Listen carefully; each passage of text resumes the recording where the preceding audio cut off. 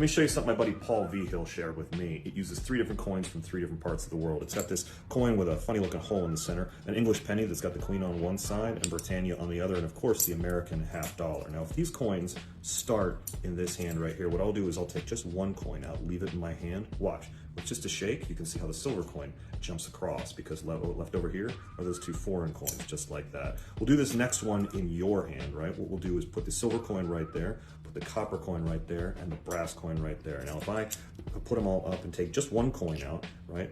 Squeeze real tight, because I'll take this coin right here and I'll put it in this hand. Where's the silver coin? No, not here. It's over here. It's okay. We'll try it again. We'll put that silver coin right there. Now, where's the silver coin? No, where's the silver coin? No, sorry.